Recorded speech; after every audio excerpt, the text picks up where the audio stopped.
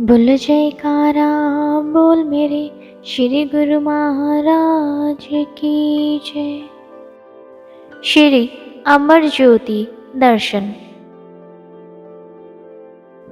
प्रयाग सत्संग भवन। श्री 108 श्री सद्गुरुदेव जी महाराज ने श्री परमहंस अद्वैत मत के उद्देश्य को पूर्ण करने के लिए शीघ्र ही देश विदेश तक प्रेमा भक्ति से जन मन के हृदय को आलोकित किया। श्री प्रयाग धाम में श्री परमहंस अद्वैत मंदिर की स्थापना कर इसे कीर्तिमान बना दिया। भक्ति के अभिलाषी जिज्ञासु जन, प्रेमी व दर्शनार्थी हजारों की संख्या में यहाँ पर आने लगे। आरंभ में प्रत्येक स्थान को सीमित रूप में बनाया गया। समय की बढ़ती हुई मांग विशाल स्थानों में परिवर्तित होने लगी। पावन सत्संग भवन में केवल 1,500-2 हजार संगत के बैठने की ही सुविधा थी। श्री प्रभु जी की एक नया विशाल भवन निर्माण करने की मौज उठी। आपने प्रबंधक जनों से विचार विमर्श किया, उन्हें उस स्थान पर ले आए जहां पर इस समय प्रयाग सत्संग भवन बना हुआ है। यहाँ एक और बगीचा था और शेष उबड़ खाबड़ जमीन को समतल किया गया था। इस खाली क्षेत्र की रूपरेखा इस प्रकार दर्शाई कि जहां पर भक्त और भक्तानियों के आने जाने के अलग अलग रास्ते हों। हजारों की संख्या में दर्शनार्थी संगतें सुविधा पूर्वक श्री दर्शन व सत्संग का लाभ उठा सके। प्रबंधकों ने विनय की, प्रभु आपका नक्शा एक अचंभा बनकर सामने आता है। आपकी दूरदर्शिता को पहचानने में हमारी बुद्धि सक्षम नहीं। आपने मुस्कुराते हुए उत्तर दिया, सबकी सहमति और सहयोग से ही परमार्थ के सब कार्य उन्नति की ओर अग्रसर हैं। श्री सद्गुरु दाता दयाल जी ने इंजीनियरों से इसका नक्शा तैयार करवाकर निज कर कमलों से इसकी नींव का उद्घाटन किया। श्री वचन हुए, सौभाग्यशाली गुरुमुखों, श्री परमहंस दयाल जी की श्री मौज अनुसार यह पथरीली जमीन जिस पर भवन बनाना सरल नहीं, इस पर परमार्थ का यह सत्संग भवन बनकर सृष्टि में आत्मिक आनंद, सुख, शांति का मेह बरसाएगा।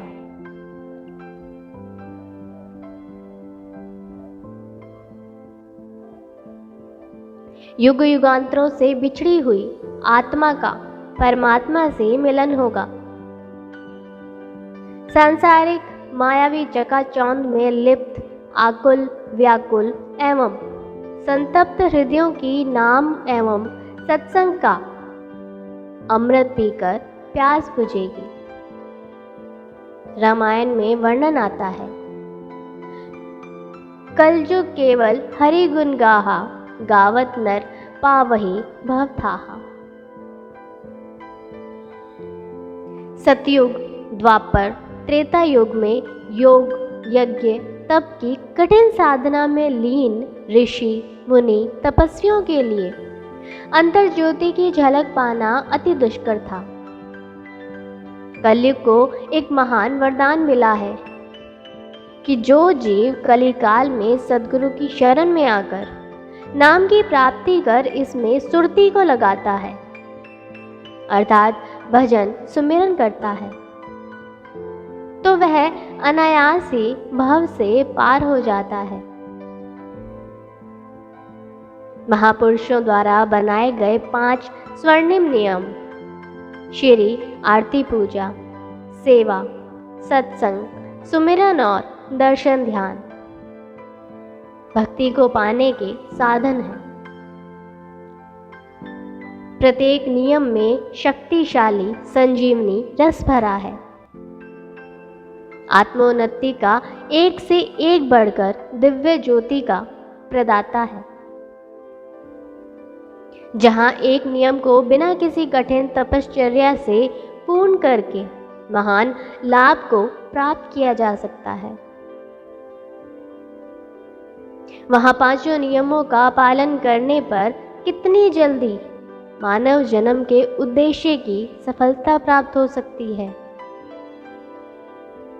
प्रत्येक गुरुमुख प्रेमी स्वयं ही अंतरात्मा की प्रफुल्लता से इसको अनुभव कर सकता है और करता है। शरणागत गुरुमुख प्रेमियों तथा बाहर से आई हुई संगत के तन मन में श्री वचन श्रवण करते ही इन नियमों को पालन करने का दृढ़ संकल्प अंतर की गहराइयों में समा गया।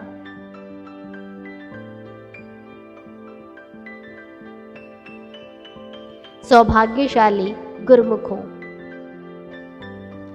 के संबोधन के श्री वचन कानों में अमृत रस उड़ेल रहे थे। सचमुच ही श्री आनंदपुर वासी भगवान हम जीवों पर असीम कृपा दृष्टि करते हुए धूर्धाम से उतरकर धराधाम पर आए हैं। आज श्री प्रयागधाम की पुण्य धरा सत्संग के विशाल गौरव को पाकर कृतार्थ हो रही है। आपने पुनः फरमाया कि इस कार्य को शीघ्र अतिशीघ्र पूर्ण करना होगा। निर्धारित क्षेत्र के आगे भाग में सुख सुविधा को दृष्टिगोचर रखते हुए दीवारें व कॉलम खड़े कर ऊपर टीन की छत डाल दें। सेवक श्री आज्ञा शिरोधार्य कर तन प्राण से सेवा में जुट गए। आप भी प्रातः समय श्री आरती पूजा के पश्चात सेवा पर कृपा फरमाते। उस समय सब सेवक जन मिलकर 1 घंटा विशेष सेवा में सम्मिलित होते। श्री दर्शन पाकर सभी नव उत्साह से सेवा करते। श्री प्रभु जी की मधुर लीलाओं से मन में माधुर्य भरते। ऐसी सुहावनी वेला में प्रेम विभोर हो सभी आनंद मग्न हो जाते। जब आप श्री प्रयागधाम में विराजमान होते तो निर्माण कार्य बहुत तीव्र गति से चलता। जब श्री आनंदपुर की ओर प्रस्थान करते, महात्मा धर्म नित्यानंद जी और महात्मा परम रोशनानंद जी की देखरेख में यह कार्य चलता ही रहता।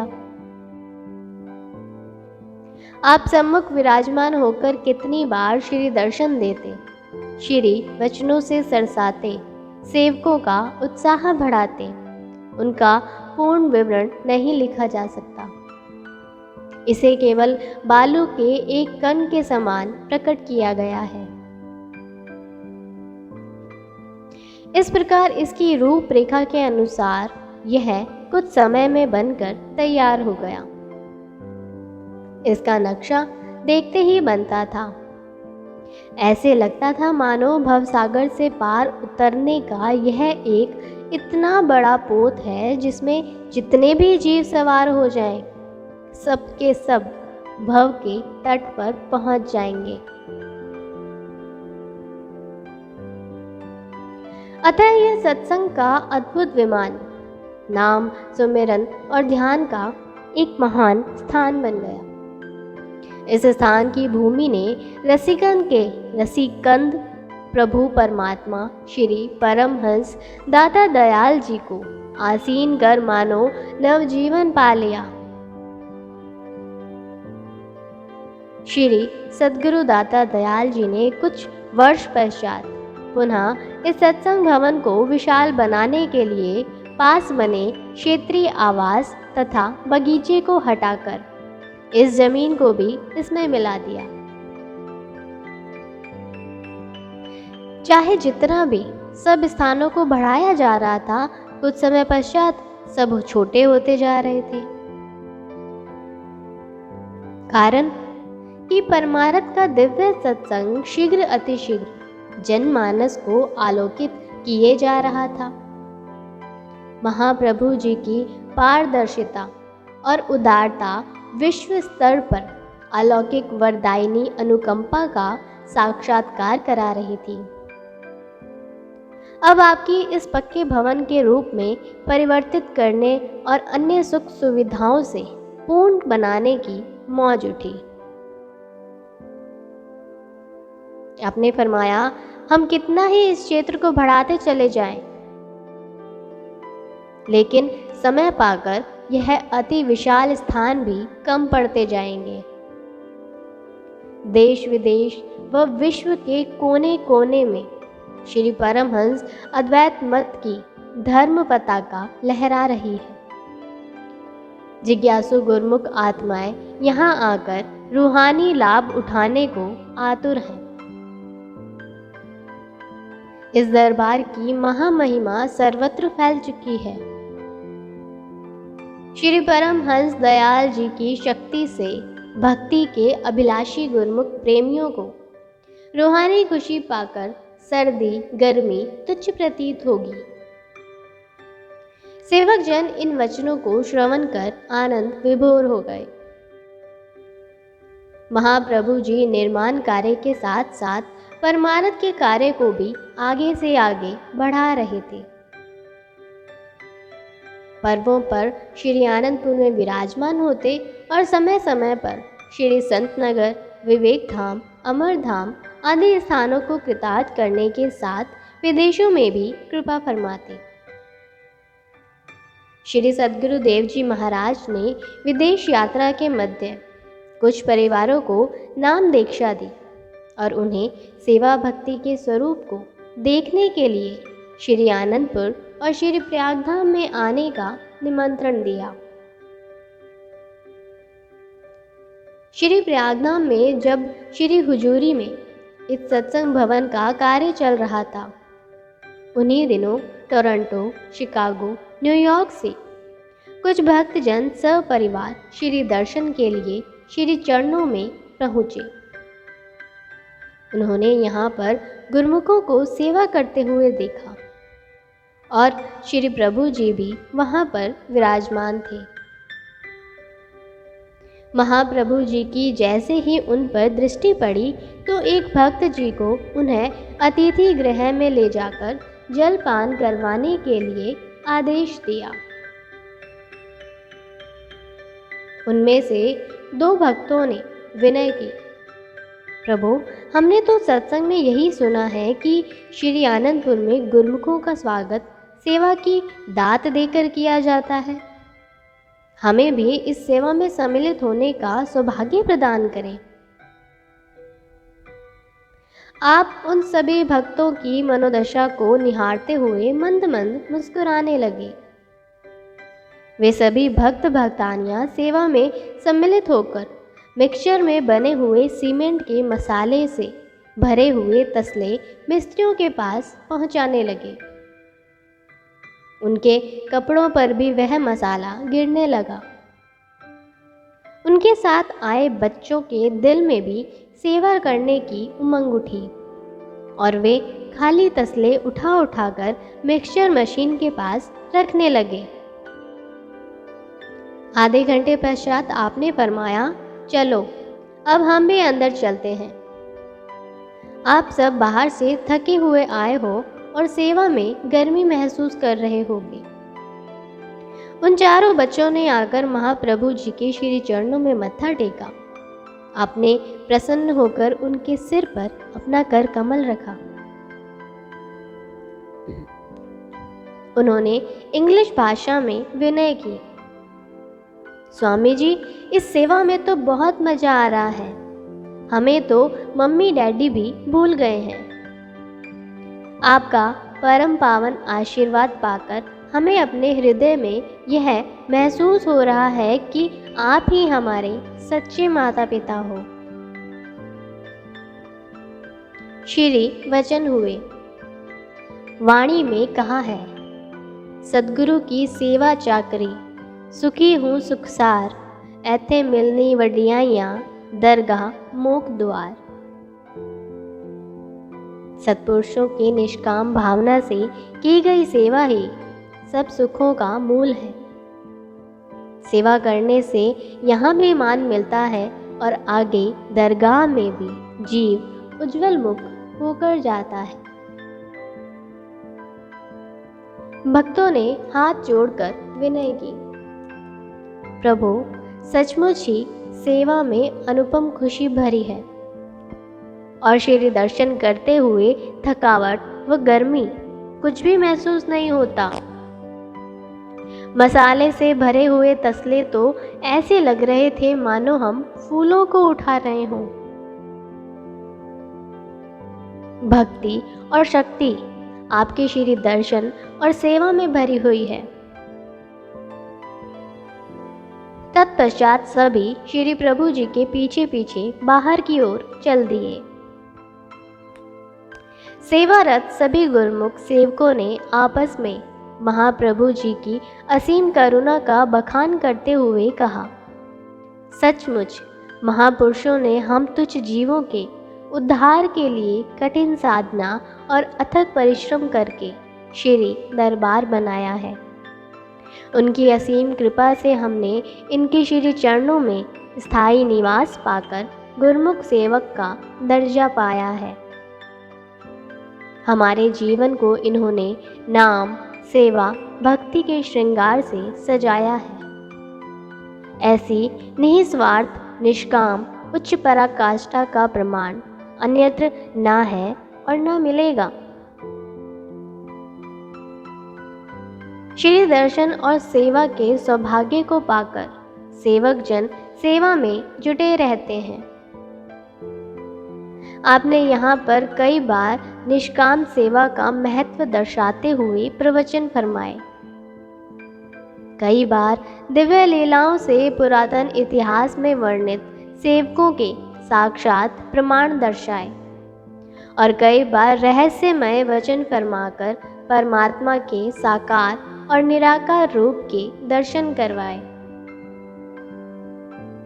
लगभग 2 वर्ष पश्चात पूर्ण रूप से यह बनकर तैयार हो गया।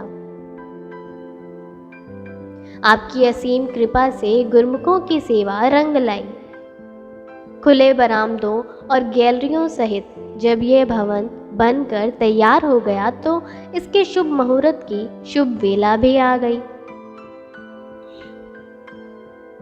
दिनांक 1 जनवरी सन 1993 के पावन दिवस प्रातः लगभग 10:30 बजे श्री सद्गुरु दाता दयाल जी पुष्प लड़ियों एवं मुक्ता मणियों से सजाए गए अति मनोहर एवं दिव्य सिंहासन पर आकर विराजमान हुए तो गुरमुख प्रेमियों ने जयकारों की उच्च ध्वनि से धरती अंबर को गुंजायमान कर दिया।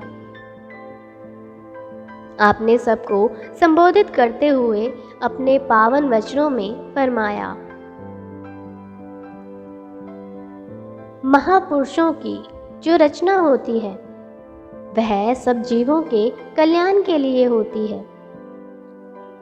महापुरुषों का यही उद्देश्य होता है कि जो भी जीव उनके संपर्क में आते हैं उनको परमार्थ और भक्ति का अधिक से अधिक लाभ हो। वे भक्ति की कमाई करके अपने जीवन को सफल बना लें। इसी बात को ध्यान में रखते हुए महापुरुष जगह जगह पर श्री परमहंस अद्वैत मंदिर व सत्संग आश्रमों का निर्माण करवाते हैं ताकि ज़्यादा से ज़्यादा गुरमुख आकर भक्ति व परमार्थ का लाभ उठा सकें।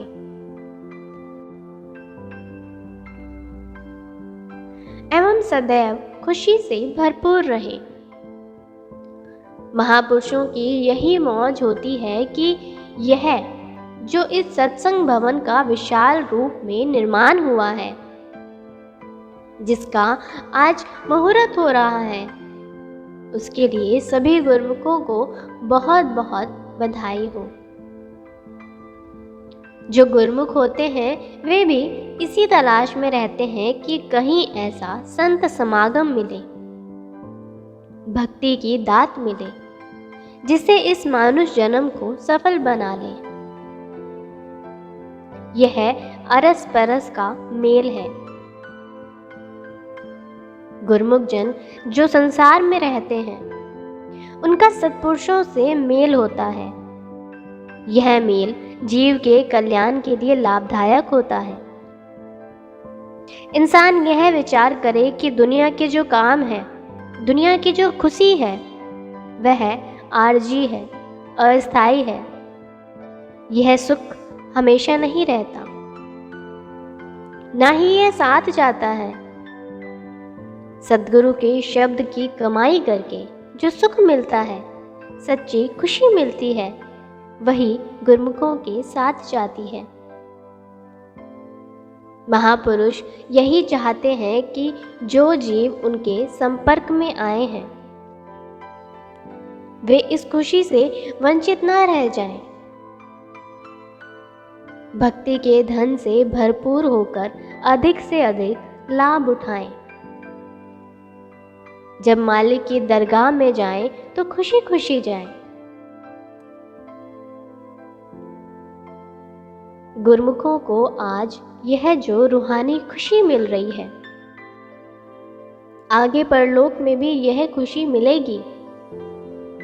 संत दुलन दास जी संसार में रहने की युक्ति का भेद बतलाते हुए अपनी सरल भाषा में वर्णन करते हैं। दोहा। जग रहूं जगते अलग रहूं, जोग जुगत की रीत, दुलन हृदय नाम ते लाई रहो दृढ़ प्रीत। फरमाते हैं कि भले ही दुनिया में रहो, परंतु दुनिया में आसक्त नहीं होना है। दुनिया से नियारे होकर रहना है।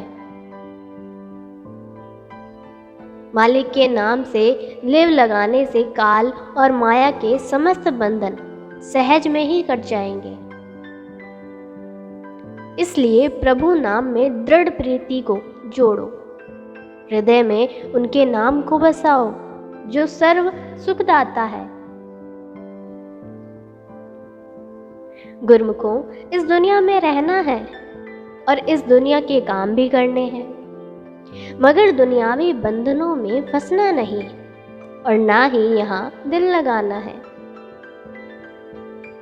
सद्गुरु के शब्द से दिल लगाते हुए अपने जीवन को सफल बनाना है। इसलिए गुरमुख जन अपने वक्त की कदर करते हैं। भक्ति के नियमों का पालन करके अपना लोक भी सुखी बनाते हैं, परलोक भी सुहेला बना लेते हैं और मानुष जन्म का पूरा पूरा लाभ प्राप्त करते हैं।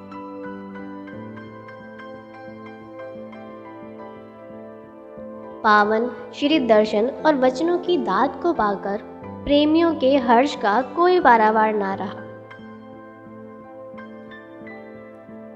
श्री मुख से इसका शुभ नाम प्रयाग सत्संग भवन रखा।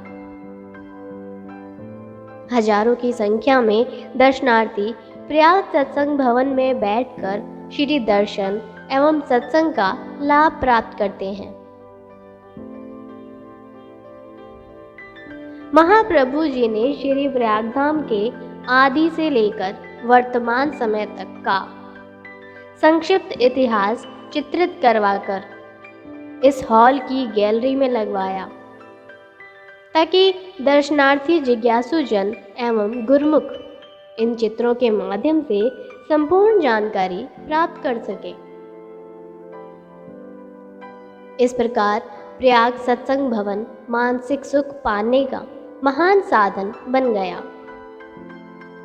आगामी पीढ़ियां पुरातन साहित्य को जानकर गुरु भक्ति पथ पर अग्रसर होने की प्रेरणा से प्रेरित होकर लाभान्वित होती रहेगी।